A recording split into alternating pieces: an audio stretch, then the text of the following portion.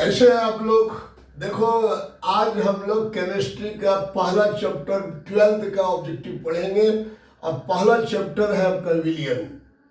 ठीक है, थ्योरी आपको पढ़ाया हुआ है, अब ऑब्जेक्टिव का हम स्टडी कर रहे हैं।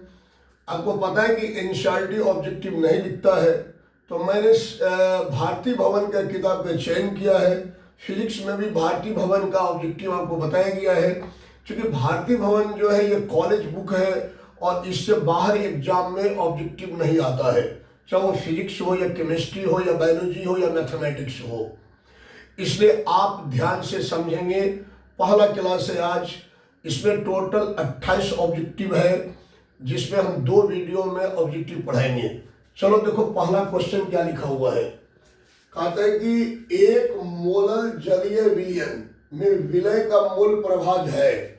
पहला ऑप्शन है 1, दूसरा ऑप्शन है 1.8, तीसरा 18 और चौथा है 0.018। देखो बेटा, पहले आपको ये समझना पड़ेगा कि एक मोलर जलीय विलयन का क्या अर्थ है, तभी आप विलय का मोल प्रभाव निकाल पाएंगे, क्योंकि आपको मोल प्रभाव पता है क्या होता है।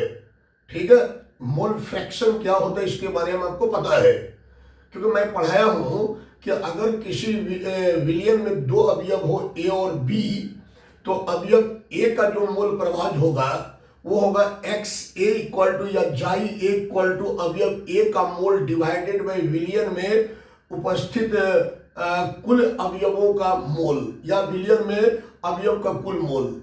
ठीक है, तो आप मोल प्रभाव ज्ञात कर सकते हैं यदि आपको ये पता चल जाए कि एक मोलर जलीय विलयन का क्या अर्थ होता है। हम समझाते हैं। एक मोलर जलीय विलयन का मतलब है कि 1 केजी जल में 1 मोल विलय घुला हुआ है। फिर से सुनिए, एक मोलर जलीय विलयन का अर्थ होता है कि 1 केजी जल में 1 मोल विलय घुला है। और ये जब पता चल चुका है तो निकल जाएगा मोल प्रभाव। देखो थोड़ा सा सॉल्व। 1 मोलर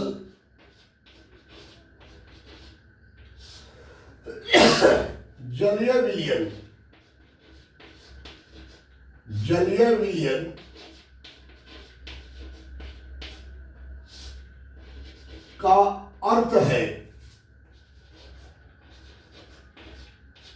अर्थ है कि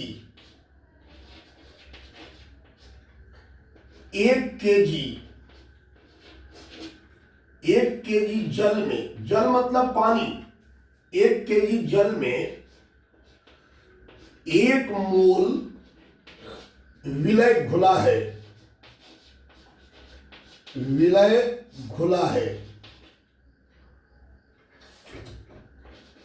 विलय क्या है? घुला है। ठीक है, देखो बेटा, 1 मोलर जलीय विलयन क्या अर्थ होता है मैंने यहां लिखा है। 1 मोलर जलीय विलयन का अर्थ है कि 1 केजी जल में एक मोल विलय घुला है। अब तुम बताओ, इस सेंटेंस को पढ़ के बताओ, इसमें कौन विलय है कौन विलायक है, बताओ। ऑलरेडी 1 केजी जल क्या होगा? विलायक होगा, और 1 मोल विलय क्या होगा? 1 मोल यहां क्या है? विलय है। तो यह जल है विलायक, और विलय यहां क्या है? वो कितना है? 1 मोल है। देखो यहां 1 केजी जल में 1 मोल विलय घुला हुआ है, तो विलय कितना हो गया? 1 मोल, और विलायक यहां कौन है? जल। तो जल का मोल निकाल लो तो आपको विलय का मोल प्रभाव निकल जाएगा। ध्यान से देखो,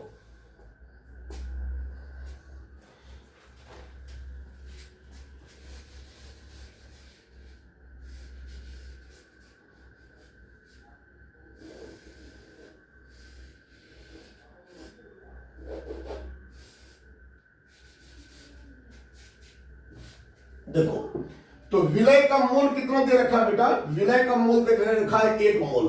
तो आप यहां लिखोगे विलय का मोल। विलय का मोल कितना दे रखा है? 1 मोल दे रखा है। यहां विलय, आपको विलय कौन सा है वो दे नहीं रखा है।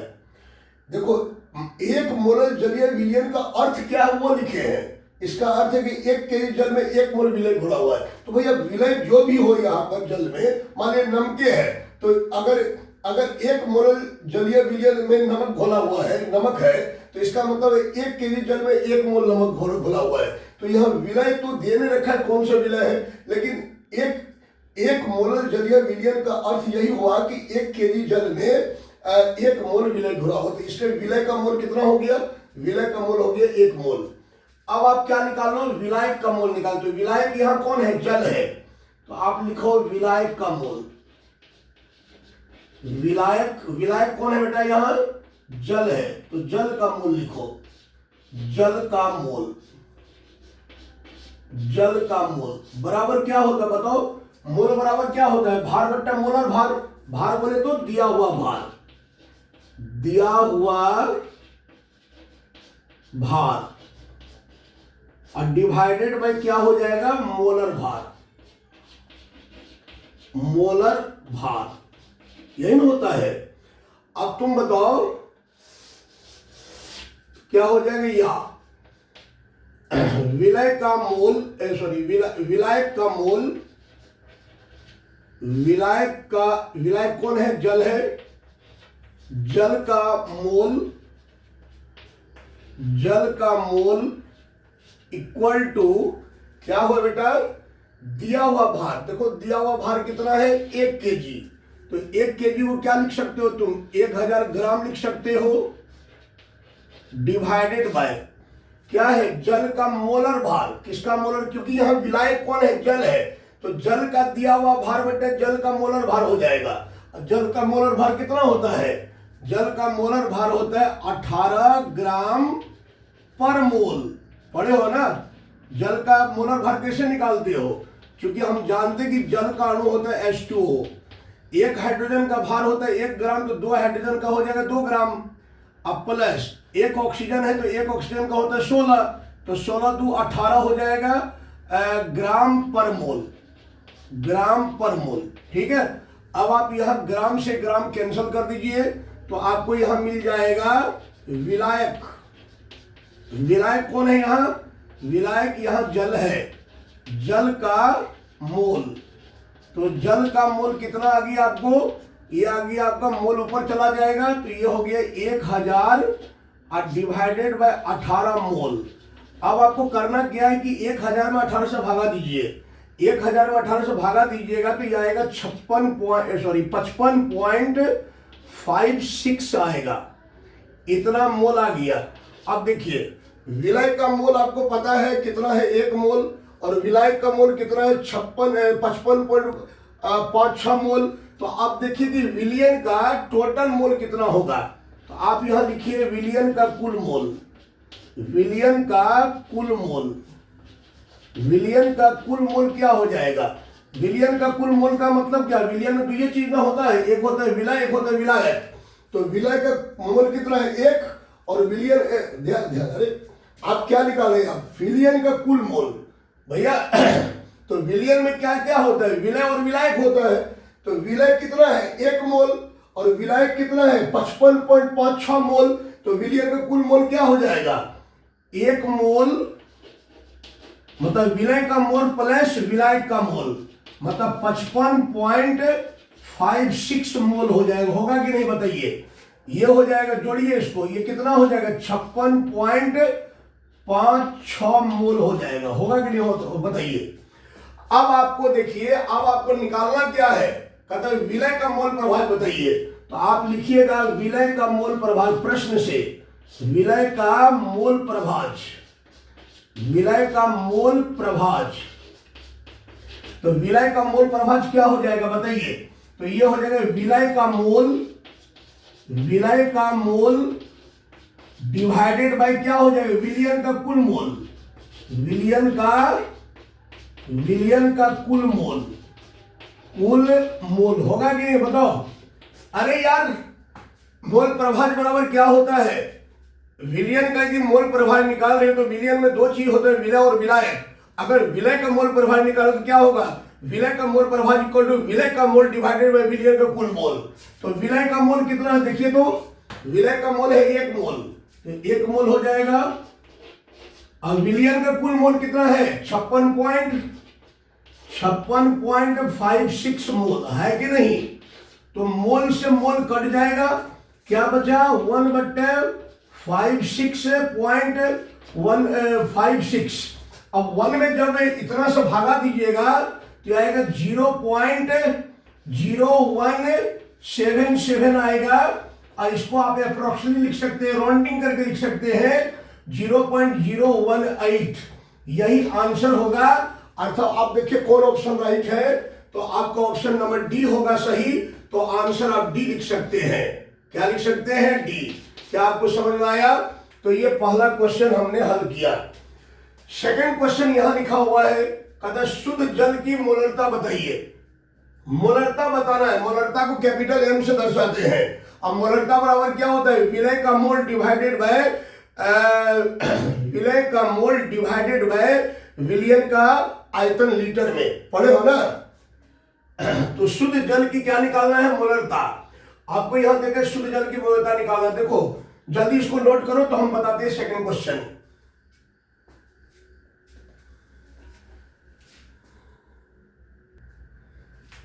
उधर दिए।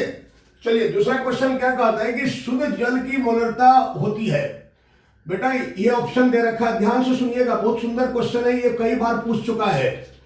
देखो शुद्ध जल का पहले देखना है कि घनत्व कितना होता है। बेटा याद रखोगे, शुद्ध जल, प्योर वाटर, शुद्ध जल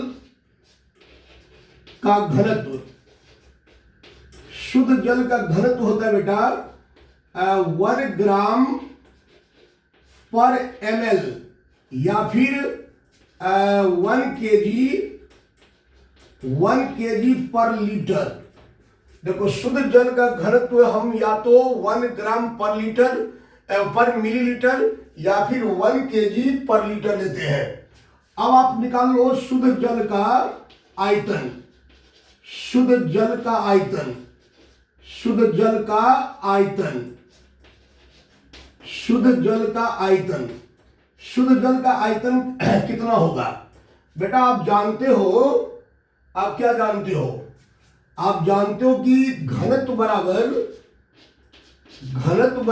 द्रव्यमान बट्टा आयतन होता है। तो आयतन बराबर क्या हो जाएगा? आयतन बराबर हो जाएगा द्रव्यमान बट्टा आयतन बराबर क्या हो? आयतन को इधर लाइए, घनत्व इधर भागा हो जाएगा। नहीं, घनत्व बराबर द्रव्यमान बट्टा आयतन, तो आयतन बराबर हो जाएगा द्रव्यमान बट्टा क्या हो जाएगा? घनत्व ना हो जाएगा। अरे भैया घनत्व बराबर द्रव्यमान बट्टा आयतन, तो आयतन बराबर क्या होगा? द्रव्यमान बट्टा घनत्व हो जाएगा। यही होगा। और आप जानते हो कि मोलरता इक्वल टू कैपिटल एम से दर्शाते हैं। अब मोलरता इक्वल टू होता है विलय का मोल डिवाइडेड बाय विलियन का आयतन लीटर में। यही ना होता है? क्या होता है? विलय का मोल डिवाइडेड बाय विलियन का आयतन लीटर में। विलियन का आयतन किसमें? लीटर में।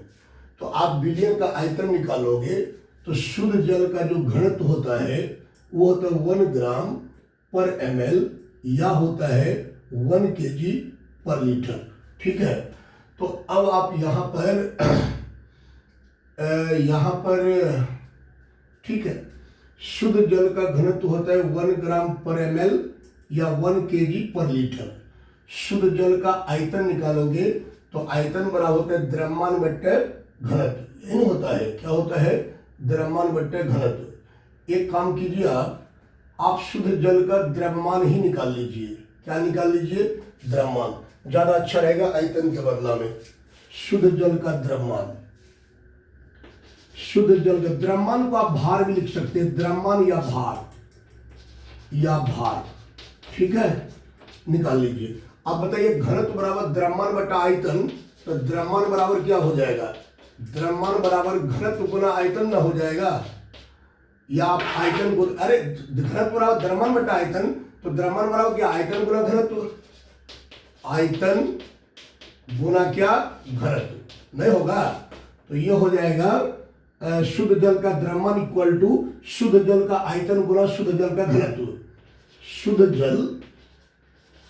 जल का कौन सी आयतन, आयतन गुना शुद्ध जल का घनत्व। शुद्ध जल का कौन सी का घनत्व, यही ना फॉर्मूला होगा यार। अच्छा, शुद्ध जल का द्रव्यमान इक्वल टू, देखो शुद्ध जल का आयतन कितना होता है बेटा, शुद्ध जल का आयतन देखो क्या लिखा हुआ है, ग्राम पर एमएल, ग्राम पर लीटर। तो पर लीटर का मतलब क्या हुआ, 1 लीटर ना हुआ, तो 1 लीटर हो जाएगा गुना। अब घनत्व कितना है बेटा, घनत्व है 1 kg पर लीटर। लीटर से लीटर कैंसिल, तो ये आ जाएगा 1 kg। 1 kg को कितना लिखोगे, 1000 ग्राम लिखोगे। बताओ लिखोगे नहीं लिखोगे? ठीक है, अब आ जाओ तुम, अब आ जाओ शुद्ध जल का निकालना है, मोलरता निकालना है। क्या निकालना है, शुद्ध जल का मोलरता। तो एक काम करो, शुद्ध जल का पहले मोल निकाल लो, शुद्ध जल का मोल, या फिर शुद्ध जल का मोलर द्रव्यमान निकाल लो। शुद्ध जल का मोलर द्रव्यमान, तो भैया क्या हो जाएगा, H2O होता है फॉर्मूला, तो H का कितना हो जाएगा, 2 हो जाएगा, ऑक्सीजन का 16 हो जाएगा, ये हो जाएगा 18 ग्राम पर मोल। होगा कि नहीं बताओ? अब आप निकाल लो शुद्ध जल का मोलरता।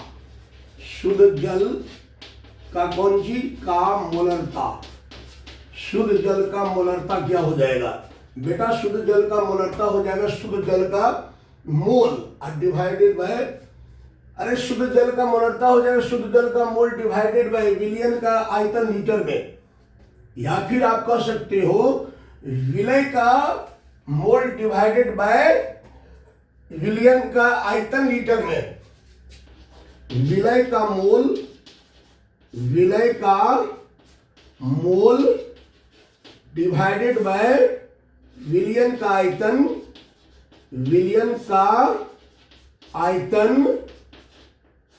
लीटर में। ठीक है, अच्छा मोल बराबर क्या होता है, दिया हुआ भार बट्टा मोलर भार, दिया हुआ भार डिवाइडेड बाय, अरे मोल बराबर होता है दिया हुआ भार बट्टा मोलर भार, तो इसके जगह पर रख रहे हैं हम दिया हुआ भार बट्टा मोलर भार।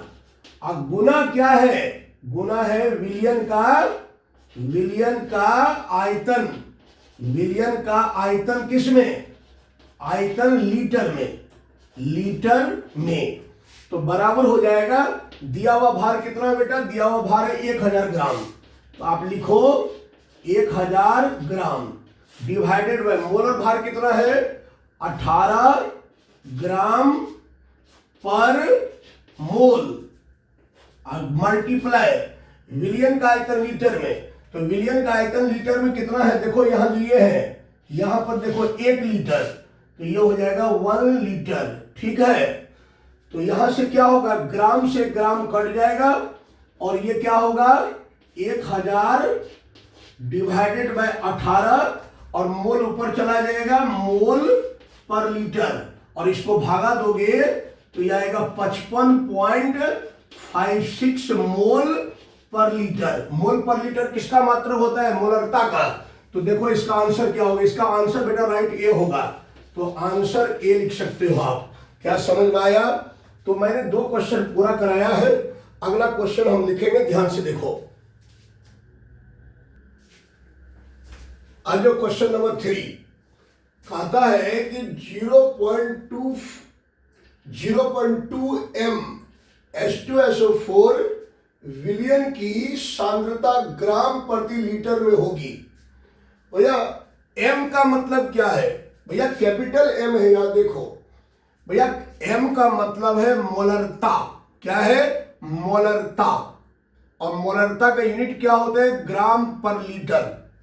तो आपको यहां 0.2 मोलरता H2SO4 दे रखा है, अरे 0.2 m है ना, तो इसका मतलब है 0.2 मोलरता H2SO4 दे रखा है। तो कहता है विलियन की सांद्रता ग्राम प्रति लीटर में बताइए। ऑप्शन दे रखा है 21.4, 39.2, उसके बाद 9.8, 19.6 मतलब 19.6। देखो ध्यान से बेटा, आपको मोलरता दे रखा है। मोलरता कितना दे रखा बताओ? मोलरता दे रखा है m से दर्शाते, और ये दे रखा है 0.2, है ना। अब बताओ कि H2SO4 का मोलर भार कितना होगा? H2O4 का मोलर भार या मोलर द्रव्यमान, एक के बात हुआ, भार बोलो या मोलर द्रव्यमान बोलो। मोलर भार हो जाएगा H2SO4 का, दो हाइड्रोजन, एक हाइड्रोजन का एक होता है, दो हाइड्रोजन का क्या हो जाएगा? एक हाइड्रोजन का भार एक होता है, तो दो हाइड्रोजन का दोनों हो जाएगा प्लस, और सल्फर गेट हो एक तो एक सल्फर का भार कितना होता है? सल्फर कितना होता है? सल्फर 16 में आता है, 32 हो जाएगा। अब प्लस ऑक्सीजन की कितना होता है? एक ऑक्सीजन का होता है, एक ऑक्सीजन का होता है कितना भार? 16, तो 4 ऑक्सीजन है तो कितना हो जाएगा? 16 चौके 64, कितना हो जोड़िए तो ये हो जाएगा 2 2 4, 2 2 4 4 4 8 हो जाएगा, और ये कितना हो जाएगा? 6 3 9 98 हो जाएगा।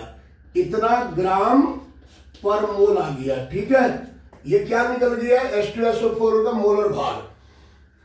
अब आप निकालना क्या है आपको क्वेश्चन में? कहता है कि 0.2 m H2SO4 विलियन की सांद्रता ग्राम प्रति लीटर बताना है। सांद्रता ये पूछ रहा है ना, इसका मतलब आपको ये पूछ रहा है कि H2SO4 विलियन में कितना ग्राम प्रति लीटर में उपस्थित है, मतलब इसका भार निकालना है। देखो सांद्रता का मतलब क्या होता है?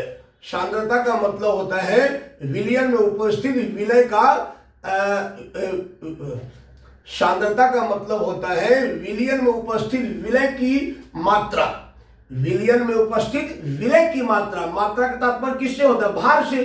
तो यहां पर आपको निकालना, सांद्रता निकालना है किसमें? ग्राम प्रति लीटर, मतलब भार निकालना है आपको। तो आप क्या जानते हो कि मोलरता इक्वल टू, मोलरता इक्वल टू क्या होता है बताइए? मोलरता के दो फॉर्मूला बताए थे हमने, एक बताए थे विलय का मोल डिवाइडेड बाय विलियन का कुल आयतन, और एक बताए थे विलय का भार, दिया हुआ भार डिवाइडेड बाय विलय का मोलर भार और गुना विलियन का आयतन लीटर में। तो आप वो वाला फॉर्मूला लगाइए, क्या? विलय का भार, विलय का भार और डिवाइडेड बाय विलय का मोलर भार, विलय का कौन चीज?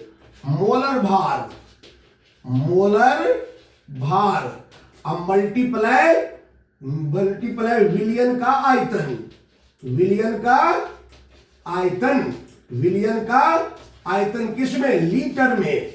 तो ये हो जाएगा, देखो ये कितना है? ये आपका है 0.2, तो 0.2 लिखो इक्वल टू, ये तो आपको निकालना ही है विलय का भार, यही सांद्रता होगा, विलय का भार ये निकालना ही आपको, और डिवाइडेड बाय विलय का मोलर भार कितना है? विलय 98, तो आप लिखो यहां 98 मल्टीप्लाई, अब है विलियन का आयतन लीटर में। तो बेटा विलियन का आयतन लीटर में तो दे नहीं रखा है, दे रखा है गौर से देखो, ग्राम प्रति लीटर। तो ग्राम प्रति लीटर का मतलब क्या हुआ? 1 लीटर का, तो यहां हो जाएगा 1। तो अब क्या हो जाएगा? अब बताओ, यहां पर विलय का भार निकालना है, यही सांद्रता हुआ, विलय का भार, विलय का भार और इक्वल टू क्या हो जाएगा? ये इधर गुणन हो जाएगा, तो 0.2 गुना 98, इसको गुना करोगे तो ये आएगा 19.6, यही इसका राइट आंसर होगा, अर्थात डी हो जाएगा। तो वहां पर सांद्रता का तात्पर्य क्या है कि H2SO4 कितनी मात्रा में घुला हुआ है, ठीक है, मतलब उसकी मात्रा पूछ रहा है, मतलब उसका भार पूछ रहा है, वही उसकी सांद्रता है, तो यही होगा। नेक्स्ट क्वेश्चन देखो, जल्दी नोट करो।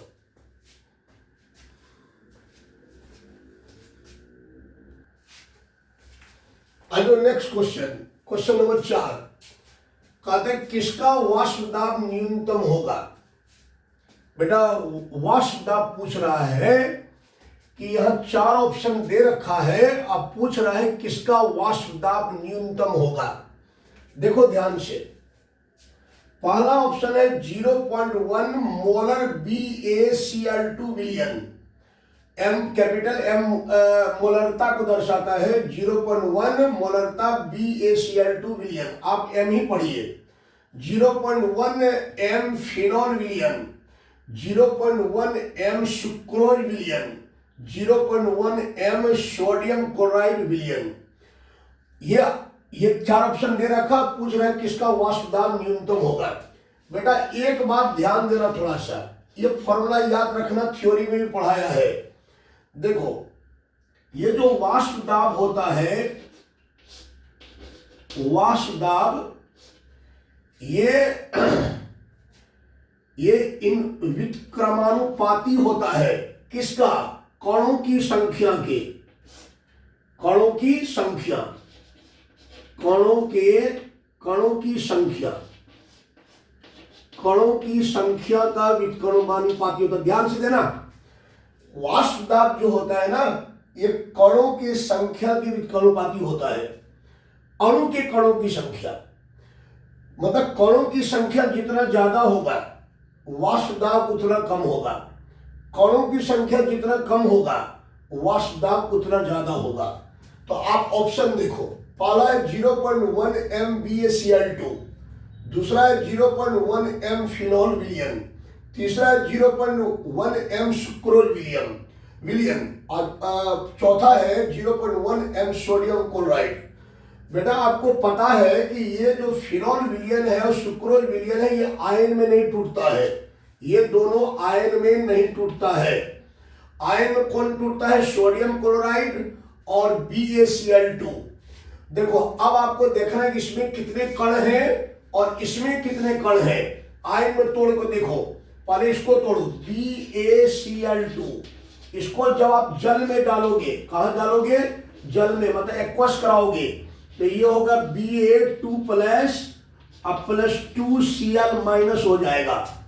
अब ये दोनों तो आयन में नहीं टूटता। इसको देखो, सोडियम क्लोराइड, NaCl को जब आप करोगे एक्वस तो ये टूटेगा Na प्लस Cl-। अब देखो इसमें कितने कण आ रहे हैं? टोटल 2 कण, एक कण इसका, एक कण इसका, और इसमें टोटल कितने कण आ रहे हैं? 1 और 2 इसका, 3 कण।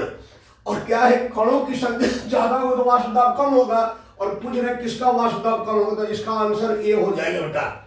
तो आंसर आप ए लिख सकते हो। आज जो क्वेश्चन नंबर 5,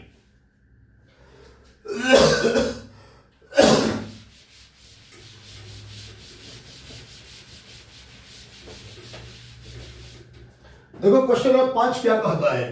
कहता है दो द्रवों P एवं Q का वाष्प दाब क्रमशः 80 mm एवं 60 mm है। तो कहता है P के 300 मोल तक Q के 200 मोल मिलाने पर प्राप्त विलयन का कुल वाष्प दाब होगा 140 mm, 200 mm, 20 mm, 68 mm, 72 mm। Question को समझो। कहते हैं दो द्रवों P और Q का वाष्प दाब क्रमशः 80 mm है, मतलब मिली देखो mm है, यहां मिमी है ना लिखा हुआ, मिमी मतलब मिलीमीटर हुआ, मिलीमीटर। तो दो द्रवों P और Q का वाष्प दाब क्रमशः 80 मिलीमीटर एवं 60 मिलीमीटर है।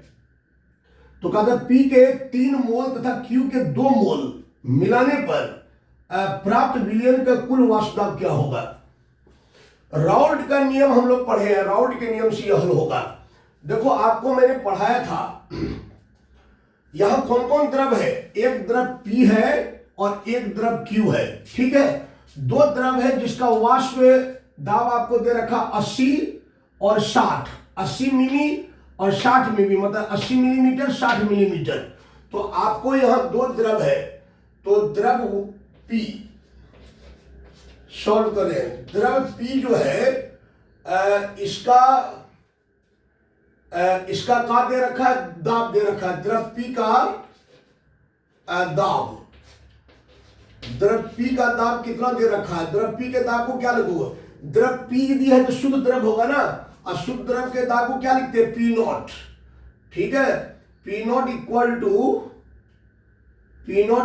टू यहां पर देखो, यहां अरे राउल्ट के नियम पढ़े हो ना, क्या पढ़े हो, पी ए बराबर P A naught X A, और फिर पढ़े हो पी बी बराबर P B naught X B.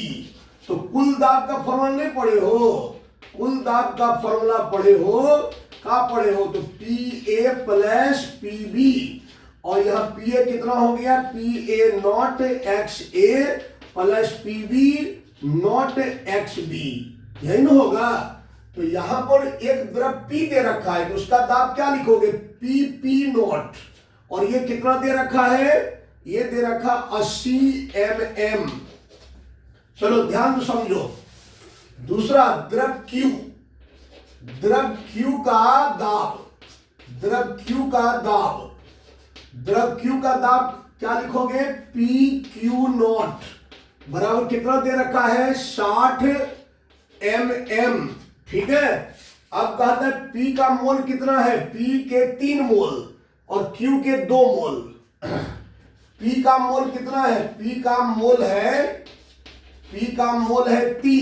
3 मोल है, और Q का कितना मोल है, Q का मोल है आपका कितना है, 2 मोल। ठीक है, अब आप क्या करो, कुल दाब निकालो। कुल दाब इक्वल टू क्या होता है, फॉर्मूला बताओ, P इक्वल टू P, कुल दाब क्या हो जाएगा, इन दोनों का योग ना हो जाएगा। अरे राउल्ट के नियम यार, P बराबर P A plus P B ना होता है, तो जोड़ रहे हैं इसको कुल दाब के लिए।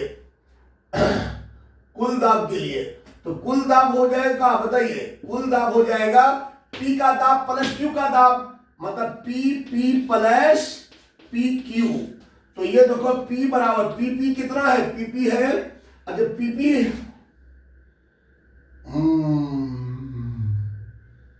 क्या कर दिए हम, पीए का मान पीए नॉट होता है। अच्छा इसका मान कितना हो जाएगा, पहले एक काम करो आप, हाँ निकालो, पी का मान कितना हो जाएगा। जैसे देखो पीए का मान क्या होता है, पीए का मान होता है पी ए नॉट एक्स ए, यही ना होता है। तो यहां पर पी का मान कितना, समझो थोड़ा सा यार, फिर से समझो। P का दाब लिखोगे P naught equal to 80 mm, Q का दाब हो जाए PQ naught equal to 80 mm, और P का मोल दे रखा है 3 मोल, Q का मोल दे रखा है 2 मोल। अब कुल दाब क्या हो जाए, P बराबर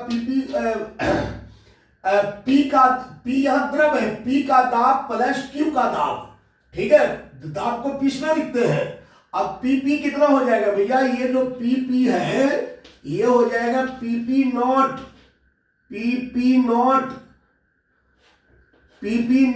XP, और PQ कितना हो जाएगा, ये हो जाएगा PQ नॉट XQ।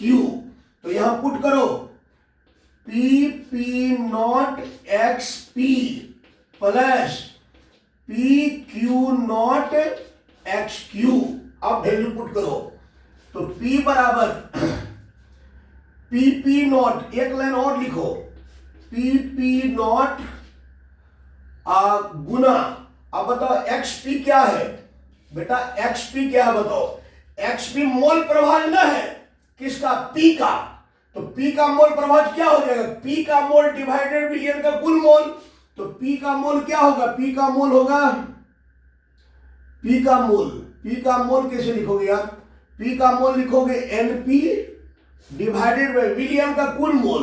तो विलियन में क्या क्या है, एक P द्रव है, एक Q द्रव है, तो ये हो जाएगा NP प्लस NQ, अब प्लस ये है PQ नॉट, फिर देखो XQ क्या है, Q का ना मोल प्रभाज है, तो क्या हो, Q का मोल प्रभाज मतलब Q का कुल मोल, Q का मोल डिवाइडेड विलियन कुल मोल, मतलब ये हो जाएगा NQ divided by NQ plus NP, होगा कि नहीं। अब बताओ P बराबर ये कितना है बेटा, ये है 80, तो 80 हो जाएगा, इंटू NP कितना है, बेटा ये जो निकाले हो ये एनपी निकला है, निकाले नहीं हो, ये दिया हुआ है, और ये एनक्यू दिया हुआ है। तो ये एनपी है आपका 3 और यहां एनपी 3 प्लस एनक्यू 2 है, plus P Q O naught कितना है 60, तो 60 हो जाएगा, और एनक्यू कितना है बेटा 2 हो जाएगा डिवाइडेड बाय, और एनक्यू 2 है और एनपी 3 है। तो देखो कहां लिखे, इधर मिटा देते हैं क्योंकि इधर आप नोट कर लिए पढ़ लीजिएगा, जगह नहीं इधर दिखेगा नहीं। एक बार हम फिर समझा देते हैं, आप नोट कर लीजिएगा। देखो आपको कहते हैं पी और क्यू दो द्रव है जिसका वाष्प दाब 80 और 60 है। तो मैंने पी द्रव का दाब लिखा है पी नॉट, क्योंकि ये शुद्ध द्रव के फॉर्म है, और शुद्ध द्रव का वाष्प दाब को पी के साथ नोट लगा के लिखते हैं। तो कौन सा द्रव है? पी द्रव है, पी नॉट इक्वल टू 80। दूसरा शुद्ध द्रव है क्यू, तो क्यू नॉट इक्वल टू 60, और उसका पी द्रव का मोल दे रखा है 3 मोल। देखो तो यहां लिखेंगे 3 मोल, और जो कि कौन सा द्रव का मोल है, मोल को एन से दर्शाते हैं, पी द्रव का मोल है इसलिए 3 मोल जो होगा एनपी के बराबर होगा। और दूसरा जो 60 दूसरा क्यू का मोल कितना दे रखा है 2 मोल, तो क्यू का मोल 2 मोल होगा, जो कि किसका मोल है, क्यू का मोल, तो एनक्यू के बराबर होगा। अब कुल दाब क्या हो जाएगा, तो दो द्रव है पी और क्यू, तो दोनों का कुल दाब हो जाए पी बराबर पी का दाब प्लस क्यू का दाब। अब देखो पी का दाब का मान कितना होगा, पी का राउंड के नियम से पी बराबर हो जाएगा P not into x P, और पी क्यू बराबर हो जाएगा P Q not into x Q. तो यहां पुट कर दिए। अब बताओ एक्स पी क्या है, एक्स पी जो है द्रव पी का मोल प्रभाज है, और द्रव पी का मोल प्रभाज हो जाएगा द्रव पी का मोल डिवाइडेड विलियन कुल मोल, फिर द्रव क्यू का मोल प्रभाज हो जाएगा द्रव क्यू का मोल डिवाइडेड विलियन कुल मोल। और ये आपको दे रखा है, देखो यहां दे रखा है, पुट कर दो उठा करके। तो अब हम यहां पर जगह नहीं है, हम यहां लिख देते हैं। तो ये हो जाएगा P इक्वल टू 80 गुना कितना 3/5 प्लस ये कितना 60 गुना 2/5 है ना, ये कटेगा क्या